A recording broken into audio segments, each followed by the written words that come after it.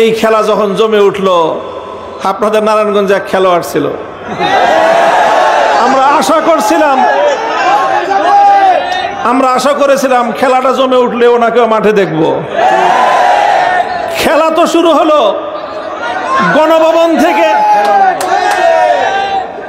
গণভবন থেকে অসহায়ভাবে উনি বলতেন, আপা নেত্রী, কত কিছু বলতেন। উনি করুণভাবে চোখের পানি ছেড়ে গণভবন থেকে বাংলার মাটি স্পর্শ করতে পারে নাই, তাকে আকাশে উড়ে দাদাবাবুদের দেশে চলে যেতে হলো।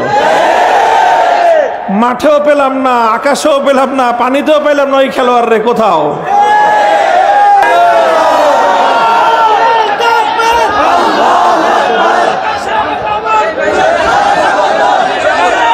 আসসালামু আলাইকুম ওয়া রাহমাতুল্লাহ। আলহামদুলিল্লাহি রাব্বিল আলামিন ওয়াসসালাতু ওয়াসসালামু আলা সাইয়্যিদিল মুরসালিন ওয়া আলা আলিহি ওয়া সাহবিহি আজমাইন। আজকের এই সংবর্ধনা ও শান্তির প্রতিষ্ঠার লক্ষ্যে আয়োজিত সমাবেশে উপস্থিত সম্মানিত সভাপতি, এলাকার মুরব্বী সাহেবান, মঞ্চে উপস্থিত রয়েছেন বাংলাদেশের ইসলামী জনতার অন্যতম রাহবার ডক্টর মুফতি এনায়েতুল্লাহ আব্বাসী, মঞ্চে উপবিষ্ট রয়েছেন হেফাজতে ইসলাম বাংলাদেশের সম্মানিত যুগ্ম মহাসচিব মৌলানা আজিজুল হক ইসলামাবাদী, আর যাকে কেন্দ্র করে আজকের এই আয়োজন, আজকের এই সমাবেশের মধ্যমণি, আপনাদের প্রাণপ্রিয় সন্তান, আপনাদের নেতা, অঞ্চলের মাটি এবং মানুষের প্রাণপ্রিয় নেতা আল্লামা মুফতি মুনির হোসেন কাসেমি, উপস্থিত সম্মানিত এলাকাবাসী, সর্বস্তরের আমার ভাই ও বন্ধুগণ, সংক্ষিপ্ত দুটি কথা বলি। বিগত 16 বছর বিশেষভাবে দুটি বিষয়কে কেন্দ্র করে, দুটি হাতিয়ারকে ব্যবহার করে এদেশের মানুষের উপর নিপীড়ন চালানো হয়েছে।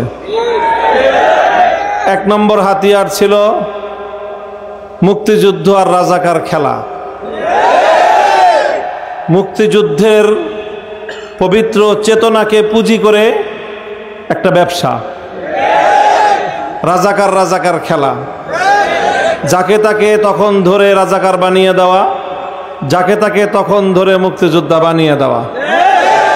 দুইটা মেশিন তারা স্থাপন করেছিল, এক মেশিনে ঢুকলে মুক্তিযোদ্ধা হয়ে বের হয়, আরেক মেশিনে ঢুকায় দিলে রাজাকার হয়ে বের হয়।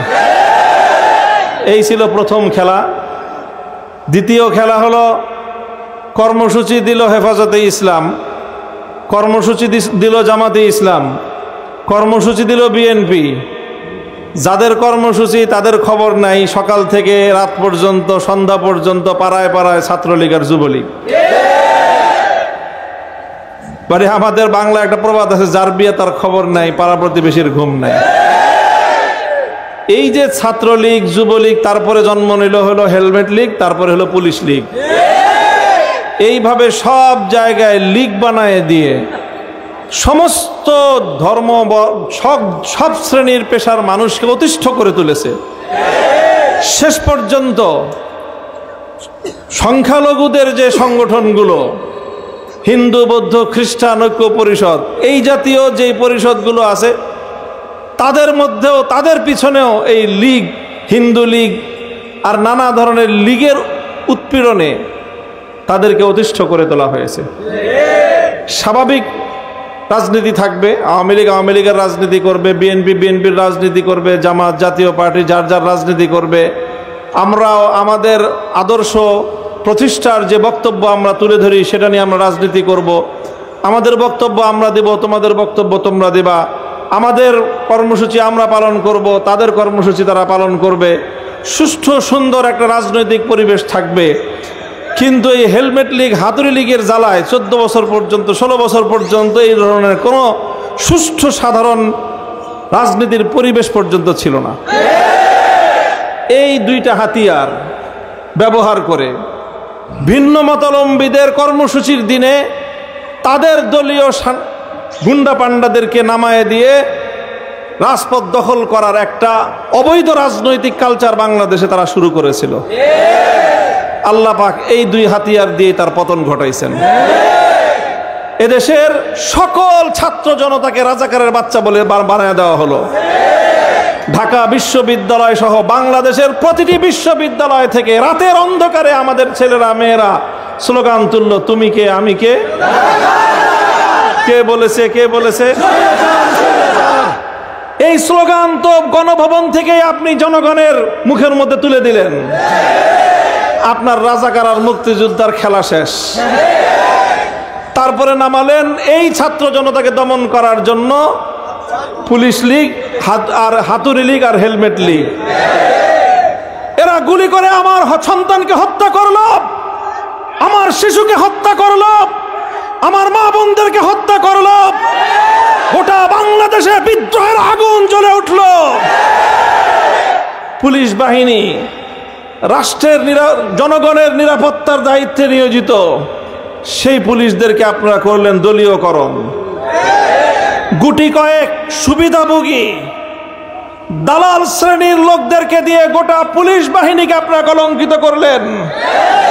যেই পুলিশদের ছিল ঐতিহ্য, গৌরবজনক ইতিহাস, যারা বাংলাদেশের মুক্তিযুদ্ধে স্বাধীনতা যুদ্ধে ঐতিহ্য গৌরবজনক ভূমিকা পালন করেছিল, সেই পুলিশ বাহিনী, র্যাব বাহিনী, যারা আইন শৃঙ্খলা রক্ষায়, সন্ত্রাস দমনে যাদের ঐতিহাসিক ভূমিকা ছিল, তাদেরকে দিয়ে আপনারা নারায়ণগঞ্জের শীতলক্ষায় লাশ ফেললেন।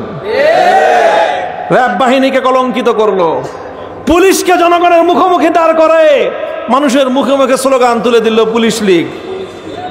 এইভাবে এই রাজাকার মুক্তিযোদ্ধার খেলা আর ভিন্ন মতাবলম্বীদেরকে নিজের দলীয় এই লীগদেরকে দিয়ে, এই হাতুড়ি লীগ আর হেলমেট লীগ দিয়ে দমন করার এই খেলা যখন জমে উঠল, আপনাদের নারায়ণগঞ্জে এক খেলোয়াড় ছিল, আমরা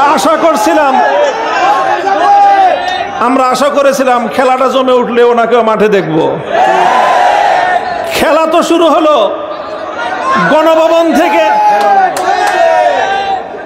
গণভবন থেকে অসহায় ভাবে উনি বলতেন, আপা নেত্রী, কত কিছু বলতেন। উনি করুণ ভাবে চোখের পানি ছেড়ে গণভবন থেকে বাংলার মাটি স্পর্শ করতে পারে নাই, তাকে আকাশে উড়ে দাদাবাবুদের দেশে চলে যেতে হলো। মাঠেও পেলাম না, আকাশেও পেলাম না, পানিতেও পেলাম না ওই খেলোয়াড় রে কোথাও।